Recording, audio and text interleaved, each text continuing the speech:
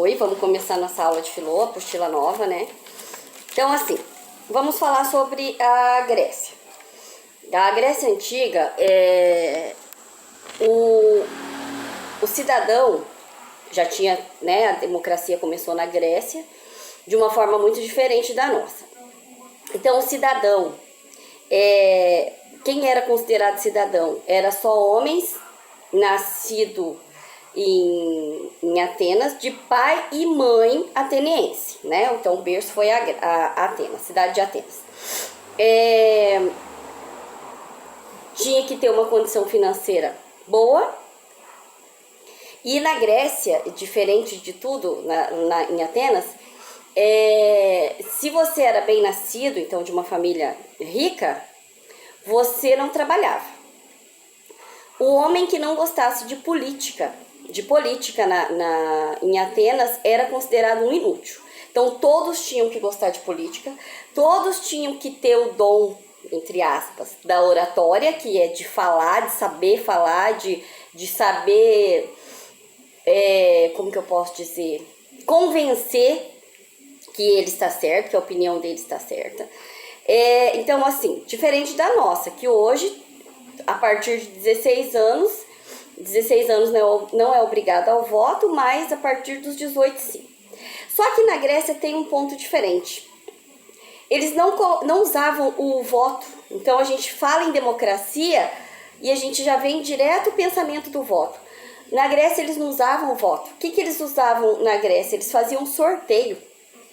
Então ia ter um cargo lá. Ia ter esse cargo e eu não, né? Um homem queria fazer parte, o Sérgio queria se candidatar, então ele ia dar o nome dele e o nome dele podia ser sorteado ou não, tá? Porque eles achavam que o voto, isso é interessante, o voto eu vou analisar, eu vou ser influenciada pela família, pela condição financeira, por proximidade, porque eu gosto mais dele do que do outro. Então, eles não achavam justo o voto, por isso que tinha sorteio. Tá, mas a Atenas sempre foi democrática? Não. Depois de um certo período, ela não era mais democracia. O Platão, ele era um homem bem nascido, o nome dele, na realidade, é Heráclito. Cadê? Deixa eu ver aqui se é mesmo. Aristócles, desculpa. O nome dele é Aristócles, mas ele era conhecido também como Homem dos Ombros Largos. Então, ele tinha ombros largos. Ou simplesmente Platão. Ele era de uma família rica, então ele teve a oportunidade de estudar e de conhecer várias coisas. Na Grécia, tinha os professores, que já eram chamados de pedagogo. Esse também homem, ele tinha a obrigação de ensinar a ler, escrever, matemática, todos os princípios básicos e de gostar de política, tá? Então, assim, a democracia ateniense, ela era para poucas pessoas faziam parte da democracia. Os outros tinham que simplesmente acatar as ideias de quem fazia parte da democracia. Então, Platão, ele nasceu em 428 a.C., em Atenas.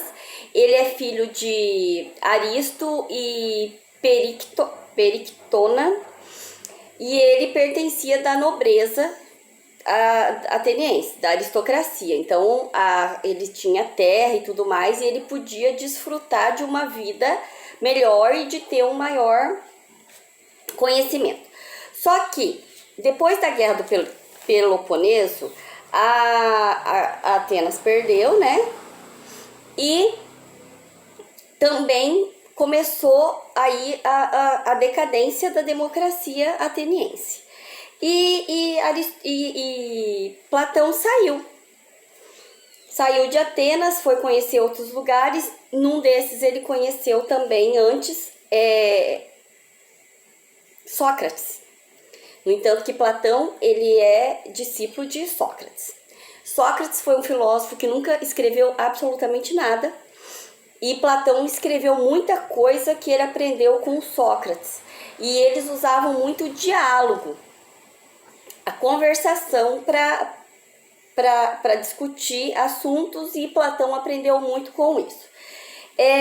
Platão, na sua vida, também conheceu Parmênides. Parmênides foi um filósofo que ele achava que nada mudava. Para Parmênides, tudo era... Como que eu posso explicar? Então, assim, eu falei que Parmênides, Heráclito, desculpa, tá? Heráclito, para ele, tudo mudava, tudo não mudava. Para Parmênides, tudo estava em constante transformação. Então, ele usa até uma frase que uma pessoa não entra no mesmo rio duas vezes. Por que isso? Porque a água não é a mesma, porque a água é corrente, e porque você, no pensamento dele, você, cada vez que entra no rio, tem um pensamento diferente. Então, por isso que eu não entro duas vezes no mesmo rio, porque nem vai ser eu todas as vezes com o mesmo pensamento, e nem vai ser a mesma água, tá? Então ele acreditava que tudo mudava, tá? Já Heráclito achava que as coisas não mudavam. Então, assim, um cachorro, ele vai ser sempre um cachorro. Ele pequeno ou ele grande, ele vai ser sempre um cachorro. Nós vamos ser sempre seres humanos, independente da nossa transformação ao decorrer dos anos. Para Parmênides, já não, porque nós mudamos a forma de pensar. Será que daqui 10 anos, vocês, vão estar pensando da mesma forma que hoje? Provavelmente não, né? Mas nós vamos continuar sendo humanos. Então, assim, o que o Platão fez? O Platão juntou o pensamento dos dois, do Heráclito e do Parmênides, e aí ele criou o mundo das ideias e o mundo sensível. Um é que uma cadeira vai ser sempre uma cadeira. O outro, por exemplo, é que existem vários tipos de cadeira. Então, qual que eu prefiro? Então, é o mundo sensível e o mundo das ideias, certo? Então, o que mais que eu tenho que falar de Platão? E aí quando o Sócrates era, tipo assim, foi